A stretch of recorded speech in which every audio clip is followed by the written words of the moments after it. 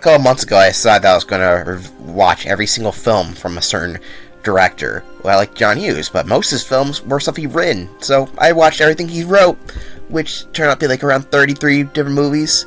So, yeah, if you see in Letterboxd, I watched 96% of them. The reason why I only got 96% is because some jackass at Letterboxd thought that, this film that came out after he was even alive, that counts. Only that Home Alone movie. There's 5 billion Home Alone movies. He only wrote the first 3, but there's other ones came out, but this one, for some reason, they count, even though he didn't fucking write it, so I'm not counting that movie. I'm not watching it. But all these other films here, I watched, and now you're going to see where they belong in a ranking video, because I thought it'd be fun to do so. It took me way longer than it should have, but hey, whatever. Let's get into it with the worst film that John Hughes ever wrote or directed, being... I knew immediately that National Lampoon's Class Reunion was going to be the worst film I saw. It happened to be the second film I saw in the entire ranking. It's actually the first really full movie that John Hughes wrote. It's awful. It's a high school reunion horror comedy film that doesn't work as a comedy or a horror movie. It's unfunny. Most of the jokes are just, I want to have sex. That's it. And they're like, oh, I want to have sex with this cripple woman. That's most of the jokes. And there's a guy kills people, but it's not scary. It's just disgusting and mean, but not funny. It's terrible. And this is a trailer for the movie, by the way. No one remembers this film because it sucks. Don't watch it. This is the one where they finally got it right. I liked it better than the other two. Than the original Home Alone? Little kids love the... I don't know what the fuck he's smoking here, because he's fucking wrong.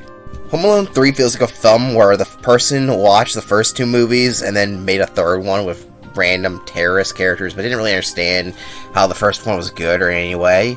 But the problem is, the person writing it was the guy who wrote the first 2! How the hell did John Hughes write Home Alone 3? And how the fuck was this originally supposed to be a sequel starring the original family? I don't understand. It's awful, literally. All the bad Home Alone movies started with this one. It's so bad. I don't even know how to describe it. Annoying little shitty kid, terrible jokes, unfunny, bland, crappy, boring. Maybe not boring, but it sucks. The terrorists are so lame. I hate it. So Dripbit Taylor is the last film that John Hughes had any writing credit on, but it was under his pen name, Edmund Dates, as the story writer. But everyone else was the typical Judd Apatow movies that I don't like. This one's really bad. Essentially, you take Superbad and make it bad. Well, ironically, it actually has nothing to do with Superbad. It's some of the same people behind it. It's just about kids who are getting bullied by a sociopath bully, and they get Owen Wilson and help them out. And he's the only actor that's actually kind of fun in the film. But other than that, everything else is terrible. The kids aren't likable, and their bullies are just so sociopathically mean that it's not even fun to watch. Like, where's the joke? Where's the humor? There's asshole bullies, and it doesn't make any sense. There's something realistically evil that the film doesn't work. It's terrible. I hate it. So Nathan Hayes is the only action film that John Hughes wrote, and it doesn't even feel like he wrote it because it literally has none of his trademark stuff. There's no doofus criminals, no teen drama or any humor stuff going on or any of that style. Just a generic pirate movie, I think. I don't know. I think I fell asleep watching this. It's really boring. Don't watch it. So, Beethoven, before I watched it, I thought it was going to be a dumb, funny dog movie. But what I ended up watching was about people trying to kidnap a family dog just so they can shoot it in the head. What the fuck is wrong with this script? This is the first movie that John Hughes used the term Edmund Dates, I think that's his pen name for bad movies, on it. He was embarrassed by this film, which it shows. This film is bad. It's not funny. There's barely any jokes. You'd think they would have jokes, but most of it, the dog doesn't even do anything bad. Just a dog, I guess. It's stupid, but not in a fun way. It's just very mean and ugly. I hate this film. It has a million sequels somehow. I don't know how. It's not good. Alright, this is the last of the really bad movies that John Hughes wrote. This is a remake of the Absent-Minded Professor, but this one is called Flubber from the 90s.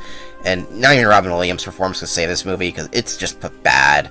It's just about an asshole guy supposed to be charming, but he's just a dickhead to his fiancée, who he refuses to marry for no reason, and just has a complete nuisance, as Buffalo Bill and Mr. Krabs stalk him for the evil scientist. And yes, Buffalo Bill and Mr. Krabs try to stalk him to find out his secret ingredient. That's really a plot point in the movie. It's just about a really asshole, scummy guy, but you're supposed to like him because he's charming.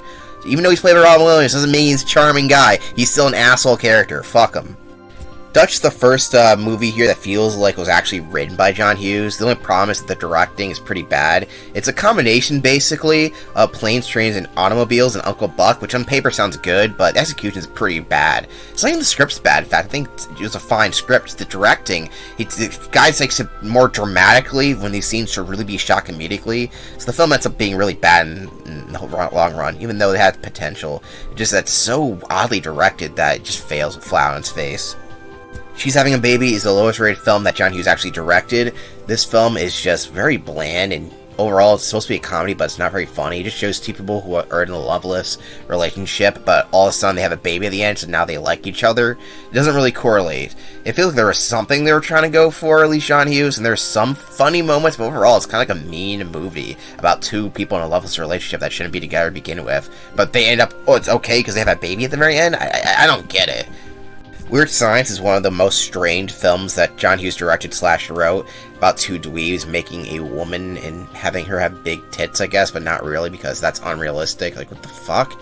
This film is so bizarre, and I just do not like the character they create because she just ends up torturing them and makes them get bullied by their generically bad bullies, and it's honestly a really bad movie, but it has some redeeming qualities. It is so bizarre that it's kind of hard to hate, but at the same time it is really dislikable. This film is, I'm still baffled by it. I just gotta say, this is one of the worst posters I've seen. In fact, at the end I might do a poster ranking, because some of these posters for some of these John Hughes movies are just really bad for some reason. Some of them are pretty iconic, but some of them are just terrible. What are you supposed to get out of this picture here? It's terrible. Speaking of which, Reach the Rock is a really bland and not really that great of a film about a guy who fucks with the cops because he wants them to learn a lesson to forgive him about having his son die because of him. Like, what the fuck kind of movie is that? And we're supposed to like this guy even though he does something as horrible as that? I don't get this film. It has some moments that are just fine, and it goes by incredibly quick, but overall the main character is incredibly unlikable, and we don't care about his plight, especially since the fact he's just an asshole the whole entire film. Whatever. Dennis the Menace is just, it's not really bad per se. It has some fine moments and some jokes I liked, but this kid, I just can't stand him. The fact that he acts like such a little brat and his haircut's so ugly. I hate this little brat. I just wish he got killed by Christopher Lloyd at the end of the film, who plays a deranged criminal for some reason. But everything else is fine. It's just generic kid crap, but the kid I just can't stand. And his parents don't make any sense. Why? Like, oh, we can't take care of our kid. Oh, it's not our fault. It is your fault. Fuck you. This is a film that would probably be ranked higher in other people's lists, but I'm a big fan of the original, and I'm not a big fan of the Hughes, not he didn't direct it, but the remake. It just feels like a lifeless version of a great Christmas classic. It's alright, I just think it gets on my skin a little bit, just the little changes they made to it. The original is better, alright? So I'm not doing that poster thing at the end because it's kind of pointless, but the other one I had to mention that was really bad is this one. This is awful. Like, literally, this doesn't even tell you anything about this film at all. The face, the random cards is not about poker or anything like that, or even really any card games for that matter. I don't get this poster. This is a terrible way to advertise a film. This is probably why this film failed. Not that this film's bad, it's probably weird in the part where films are just alright, before we get to the really good ones. Curly Sue is one of the most alright films you will see about a poor dad and girl who find a rich woman to stay with, and they end up falling in love. Wow. There's a really dumb fake out at the end where they pretend the dad is left and then he's immediately there. Like, what are you guys crying about? It's the worst part of the movie, but the rest of it, it's fine. It's nothing special. It has some of the John Hughes charm that some of his better films have, but it's almost there, but not really. Needed to read right. And also, the girl cannot sing to save her life, and I really gotta know they had a whole sequence of her just singing constantly for no reason. But it's finer than that. European Vacation is my least favorite vacation movie, not counting the 2015 remake. And yes, Vegas Vacation is good, but unfortunately that's not a John Hughes film, technically speaking. But oh well, European Vacation has a lot of good jokes and a lot of fun ideas, but overall, it's a little messy around the plot points. It's just about the Griswolds if you don't know who they are. If you don't know the Griswolds, then watch fucking Vacation, which is also later in this list. But it's just not as good as the other ones. Kind of like goes by the numbers. Each vignette is not really connected to the other, because of the different countries, and also the fact that not every joke is great. Some jokes are great when they visit a German family, they think it's theirs, but it isn't. That's a good joke. But other jokes are just kind of lame and don't make a lot of sense. And yeah, the plot at the very end of Mafia Gang, it just doesn't work. Other than that, it's fine, but definitely there's way better vacation movies out there. So Kind of Wonderful is a film I don't recommend. This is basically just a version of a John Hughes film done worse, that being Pretty in Pink, but with a guy who's sucks. Also, the guy was going to be Marty McFly in Back to the Future, which makes it pretty funny, since his main girl he's dating in the film is the Malaya Thompson from Back to the Future. But yeah, this film's not that great. It's fine, but nothing great. I don't like live-action adaptations of animated movies, but this one is fine. In fact, I think it's better than the animated movie, because if you saw probably haven't, but I did review 101 Dalmatians, the original movie, and I didn't really care for it very much. This one's actually not a bad adaptation so far. Actually made some things work better here than it does in the animated film, but it's still not that great. But it's still fun. In fact, John Hughes does a thing with the criminals better than the original film did, because he loves putting in criminals in his movies. Like, there's always two generic goons guys. So having one played by House and Arthur Weasley is not too bad. Yes, there are always random people playing these fucking goons in these movies. I don't know what to say about this. It's just an animated adaptation. Not animated adaptation, a live-action adaptation. You know what I mean, whatever. Let's go on. Baby's Day Out is a pretty dumb movie, but it's dumb in the best way possible. It's so funny dumb. Like, I can kind of see why someone would hate this, but at the same time, I can see why people like it. It's just a baby that runs around, the three dumb criminals have to go chase after them. But they're not the traditional dumb criminals, they're kind of a unique brand of each of their own. There are some jokes that don't work, like a guy gets hit in the crotch multiple times. But there's a lot of dumb scenes that just kind of work for me, alright? It's stupid, but it kind of works. I don't know how to explain it, but it's not, I would recommend it at all. Hey, did you know that John Hughes made a generic rom-com movie set in New York? Well, he did. Made in Manhattan. It's under his pen name, but I thought it would be bad. It has a lot of dumb cliches in it of a rom-com movie, but I ended up liking it, even though the main love interest guy, who's Voldemort, is a Republican, and I hate Republicans, if you didn't know. I don't hide that fact. I think they're evil. But they make him like a nice guy who wants to do a charity event. Republicans don't do that. They take away charity. Come on, movie. Other than that, it's perfectly fine, even though the kid's into Richard Nixon, which is a very realistic thing for a Latino boy to be into. That's never happened, ever.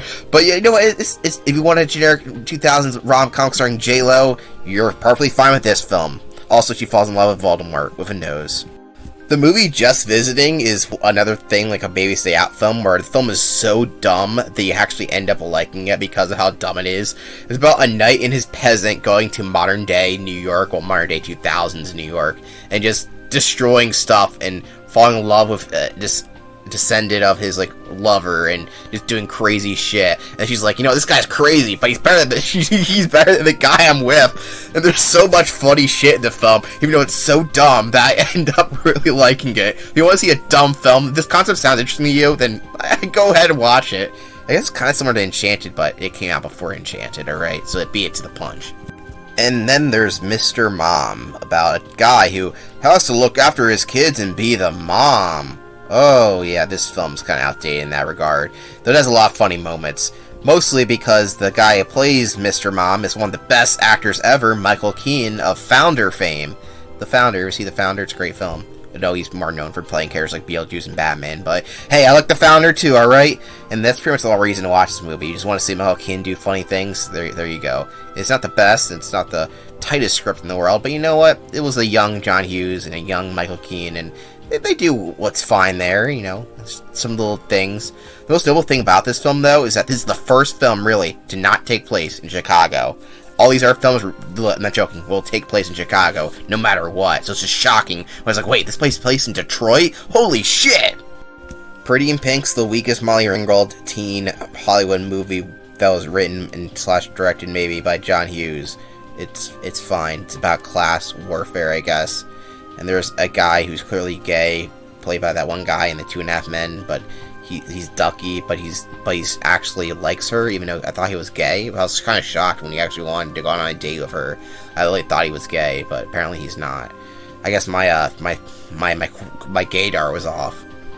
Hey, here's a movie you can watch for free right now. it's a biopic about Nikola Tesla that maybe has a writing credit from John Hughes, maybe just a translation, I think, because this film's been dubbed over other than Orson Welles' dialogue here. So other than that, you're getting a biopic about Nikola Tesla that's kind of poorly dubbed, and it's fine. I liked it. It's not the best in the world, but it does all this information well, and it is a tragic. Most of the story is really just because this person's life is pretty interesting. But other than that, it's alright. I ended up liking it mostly because it just told its story fine, but didn't go above and beyond by telling it. It seems like a cheap production. For what it is, it's fine. If you like biopics and you want to learn more about Nikola Tesla, here you go. If you're anywhere on the internet, you've probably seen this gif of young Jennifer Connelly on this horse, just bobbing up and down, wearing a white tank top. And, you know, this is pretty much the whole reason to watch this film. She's in the movie, the entire movie, and wears this tight outfit, a white tank top, the entire film. I'm not even joking. Highly recommend just for that. But no, Career Opportunities is a pretty decent film about a slacker guy doing a janitorial job at Target, basically being locked in at night, and then just meets Jennifer Connelly, who decides to break in, and he's like, wow, you're fucking hot as shit. It's like, yeah, I know I am, because that's true. And then she wears a tank top for the rest of the movie, and, you know, the rest of the movie is trying not to hide your boner around everybody. They even knew it was hot, because they put it in the fucking trailer there. And then there's random criminals in the end that don't really do much, but the rest of it's fine, you know, it's perfectly serviceable, and there's a lot of Target product placement, but, you know what, you're just there for titties and ass. Alright, now we're going into the really good movies. The Career Opportunities is on the borderline there. These are the classic John Hughes films. And the bottom there is 16 Candles, about a girl who wants to celebrate her 16th birthday because that's apparently a big deal. I didn't get anything special for my 16th birthday. And there's a older guy who likes her and she likes him. It's pretty basic. There's nerds and dweebs trying to go to parties, trying to get hitched. There's family drama and all this other stuff. It's fine, it's funny, it's well directed and well acted. So there you go, 16 Candles, not the best, but it definitely is a good one. Here's a film you probably have already seen, Home Alone 2, because everyone's seen Home Alone 2. Even though it's pretty much just the first movie, but in New York, you know, it's still fun. And they do more dumb things, like him kill the burglars, even though they don't die. Even though they would have died from a lot of these accidents, but you know what? It's fun. It's so dumb that you kind of love it, and it's entertaining as hell. You're just seeing the same thing happen again, but slightly different. It works. It shouldn't work, but it works. Ferris Bueller's Day Off is another classic John Hughes film. It only has one problem, literally one problem, is the fact that I think that the main actor, Matthew Broderick, is terrible in this role. He does a okay job, but if any other actor was cast, this movie would have been 10 out of 10 for me. But as it is, it's 8 out of 9. It's really good other than that. It's great writing, great directing, just all around fun script. It's a very fun movie. It works pretty well, but I think Matthew Broderick is a pretty terrible casting. And the principal being a creep trying to stalk him does a better casting, because the actor ends up being a creep in real life, so it fits perfectly. Why does it got to be in every good movie, though? It sucks. That weird, creepy pedophile guy, the ginger principal. He's in good movies, but he's a fucking creep in real life, and that sucks. Fuck it. You might not have heard about this film, Great Outdoors. If you haven't, go watch this film. This is hilarious. If you love the John Hughes comedy family style, this works perfectly. It has John Candy and Dan Aykroyd going off against each other, and they bounce off very well. There's so many good jokes in there. The finale is kind of weak, and the one son's dating subplot isn't that great, but everything else is classic. There's great jokes of raccoons and the fucking bear and shit. I love this film. It's so good. Highly recommend watching it. Speaking of another great John Hughes, John Candy film, John Hughes, Johnny Candy, try to say that 3 times fast. Uncle Buck is another classic John Hughes film that's freaking fantastic. In fact, this film is the whole reason we even have Home Alone in the first place. So if you like Home Alone, you gotta like Uncle Buck. It's kind of one of those things. But it's just about a slacker kind of uncle guy, played by John Candy, who has to take care of his nieces and nephews. He doesn't really do that good of a job of it. But it works very well. It's kind of like a better version of Mr. Mom, because you can see why this character sucks at raising kids, but it's funnier that way because he's a slacker uncle, rather than just being a dad who just doesn't know stuff for some reason, but whatever. It's great. It's fun, fantastic. It's got a lot of heart. It's got a lot of great jokes, and he hits a guy with a head in the golf ball. It doesn't make sense. We have to watch the film. And look at that. He makes a giant pancake for the kids. Lovely. And then comes the Vacation, the first one, National Lampoon's Vacation. The vacation movie that spawned a million vacation movies. So many films have ripped this movie off. It is that good.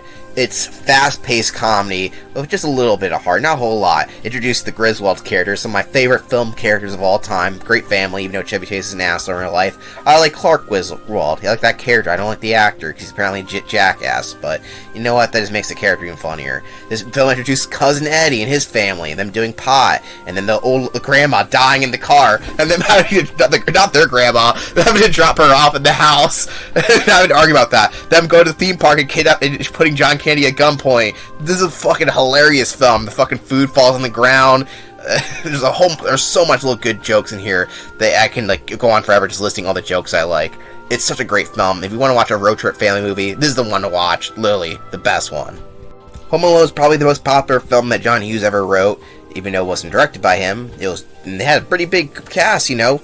Got John fucking Christopher Columbus directing it, as well as John Williams fucking composing the film. It was a really basic plot of a little kid being stuck at home and has to defend his home from burglars. It was also about the meaning of Christmas, and it showcases a really good kid actor, Macaulay Culkin, who is pretty good in the film, obviously, and enough to get a sequel, and a bunch of other sequels, apparently, that no one wanted. The second one was enough. We don't need more than that. But yeah, Home Alone is a classic and has the best example of the burglar trope that John Hughes uses a lot, with the Harry and Marv, which are the best ones easily. You can't beat them, so why point even doing them again and again, John Hughes? Why do you keep putting burglars in your film? Why is that your trend? I don't know, I'm yelling at you. You're not alive anymore. R.I.P. But yeah, Home Alone is a great film, and if you haven't watched it, watch it in Christmas. I don't know a single person that has seen this film. Speaking of another fantastic film, we got The Breakfast Club, which only has one problem. The girl's makeup at the end is terrible. Literally, everything else about this film is perfect. It's such a simple concept, but it does it so well. But it's having the actors improv the entire film, basically. Pretty much this whole film was improvised, even though John Hughes wrote it. But this time he directed, so he still counts one of his films. You know, he wanted to fire the fucking one of the guys because he was getting annoyed by him. Because he fucking method acted the whole time. That's classic. But yes, you know their tragic backstories of every character, why they got into the tension? Every one of them was improv, apparently. Like, how the hell do they do that? This film is so good, though. It's just basically characters working off each other in a library. And that's it. It's basic as hell, works so well. Visiting Breakfast Club is one of the best teen movies. I think it is the best teen movie ever made. So go watch it right now. Alright, number 2 is a film I watch every year on Thanksgiving, which is Planes, Trains, and Automobiles. It's just a classic film about two guys who don't like each other going on a road trying to get back home to Thanksgiving. There's twists, there's a lot of heart, there's a lot of great jokes, there's a lot of crazy ways that the trip gets messed up and fucked up, and there's so many good jokes and hidden little innuendos, stuff like that it's just a classic film to watch. There's so many great lines from it, there's just classic scenes, and apparently they cut out like 2 hours of film for just to get the cut we see. I want to see the full extended version of the film. That footage has to be out there, and I would like to see it. It's great. And my number 1 pick is Christmas Vacation because it's my favorite Christmas movie. It is. It's great to see the Griswolds, who are usually out on the road all the time, now at their basically what they like during a regular Christmas. You can see their neighbors, see their home life, you can see their family, and how their dynamic works. There is so many good jokes. The editing is fantastic. Like, they have perfect cuts. The dinner scene where they're eating the food literally has a million great jokes. You got the neighbors getting beat up all the time by just indirect shit, and it's so perfect. I'm sorry, I'm just thinking about scenes in this movie and I'm cracking up. I love this film so much, and I watch it every year. In fact, I think I watch it twice a year. That's how good it is. Oh, there's so many little jokes in here. This perfect film. Literally one of my favorite films of all time. And that was my John Hughes film ranking. It was very entertaining to go through different types of film and see his craft change, and what films he put a lot of effort into, and which ones he just couldn't care less and just was a paycheck for him.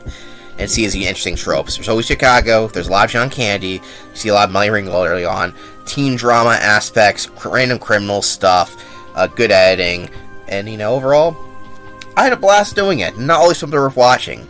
If you want to know the films I recommend watching, well, pretty much Career Opportunities and Up is the films that I would recommend, pretty much.